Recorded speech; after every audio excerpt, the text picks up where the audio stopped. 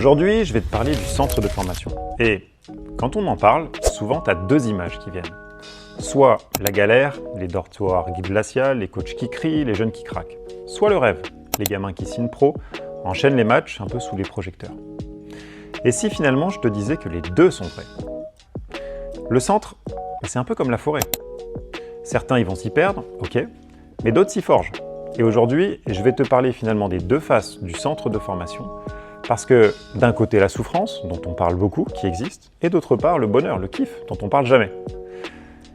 Comment est-ce que ça peut te préparer ou pas au plus haut niveau? Tout d'abord, parlons du côté obscur, c'est-à-dire la souffrance.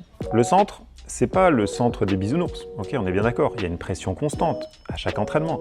Tu as l'impression que tu joues ta vie. Tu es seul, tu es arraché un peu de ta famille très jeune, ça c'est sûr. Il y a une vraie compétition interne. Ton pote de chambre, c'est aussi ton rival. Il y a des injustices, des blessures, des coachs qui ont leur chouchou, des promesses jamais tenues, de l'injustice, bref, de la souffrance. D'ailleurs, quelques anecdotes. Cissé disait, à 14 ans, tu as déjà l'impression que ta vie entière dépend d'un entraînement. Si tu craques, t'es mort. Olivier Dacour, qui est journaliste aujourd'hui, un ancien pro, disait « J'ai vu mon camarade de chambre se suicider. Le centre, parfois, c'est un vrai enfer. » Ou encore Patrick Vieira, qui lui disait « Il y a eu des nuits où je me demandais vraiment si je devais continuer ou pas. » Le stress et la solitude, c'était énorme à cette époque.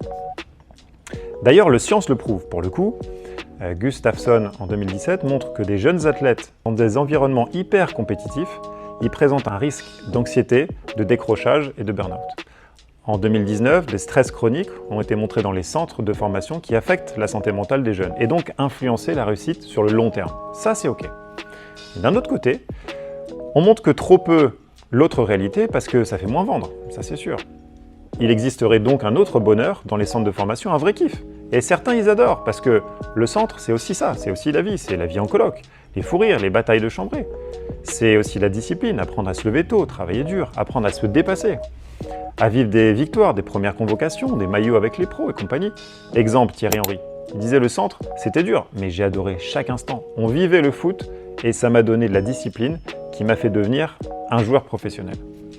Ou encore Pogba, qui disait « On s'entraînait dur, mais on rigolait aussi. Ces moments m'ont forgé mentalement et humainement, les deux. » Mbappé disait « Les entraînements, les courses, les tests physiques, certains râlent, mais moi j'adorais ça, c'était mon laboratoire. » Ou encore Grisou, « Au centre, t'apprends la compète, mais aussi à aimer chaque minute sur le terrain. » Tu vois, d'ailleurs encore une fois la science le prouve. Larsen en 2014, les jeunes athlètes qui eux perçoivent leur environnement comme stimulant et soutenant, et ben du coup ils vont développer plus de résilience et plus de confiance.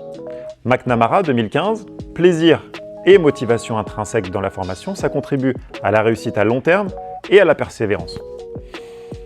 Donc finalement la bonne nouvelle c'est que les deux côtés forment un joueur, pas qu'un seul. Le centre, c'est un peu comme un match compliqué. Il y a des moments où tu souffres, des moments où tu subis, mais il y a aussi des moments où tu adores, où tu es en feu. Un autre témoignage, celui d'Evra, qui dit « Il y a eu des moments où je voulais tout arrêter, ça c'est sûr.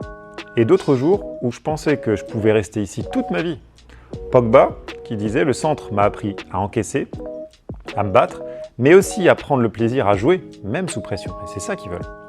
Benzema disait « J'ai vécu des galères au centre, ça c'est vrai, mais aussi des moments incroyables avec mes coéquipiers. Les deux m'ont fait progresser, les deux. » Regardons encore dans la science, Fletcher en 2012 dit « La résilience des athlètes d'élite dépend de leur capacité à gérer les adversités tout en étant capable de maintenir un focus. » Gould en 2002, « L'exposition contrôlée à des situations stressantes dans l'adolescence favorise la prépa mentale pour le haut niveau. » Et c'est ça qu'on cherche quand on est jeune. Qu'est-ce que tu peux en tirer? En 1, tu dois accepter les deux faces, souffrance et plaisir, qui font partie du même processus. En 2, transforme la douleur en force, injustice, blessure, solitude, ça c'est ton carburant mental. 3, entretiens le plaisir, donne la motivation et continue pour être persévérant. Et 4, construis ton équilibre. C'est pas qu'un passage, mais il peut décider de ta carrière. Une autre situation, par exemple de Trezeguet, qui disait « Les moments difficiles, tu t'en rappelles, mais c'est aussi là que tu deviens un pro. » Ou encore Frank Lampard, international anglais, « Le centre m'a appris à encaisser et aussi à aimer chaque victoire. » Donc finalement, en conclusion, le centre de formation, est-ce que c'est un enfer ou est-ce que c'est un tremplin? Finalement, les deux. Parce que, un peu comme dans la vie quotidienne, c'est aussi apprendre à accepter et à vivre les deux côtés. Sinon, qu'est-ce que c'est? Ça reste un fantasme que cette vie n'existe pas. Certains, certes, en sortent brisés, mais d'autres blindés. La différence, ce que toi t'en fais.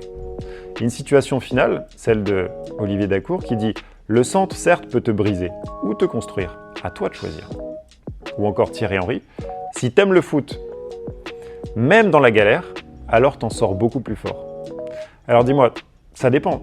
Tu veux être de ceux qui racontent leurs cicatrices ou de ceux qui racontent finalement leurs plus belles années? La balle est dans ton camp, parce que tout le reste, c'est dans ta tête.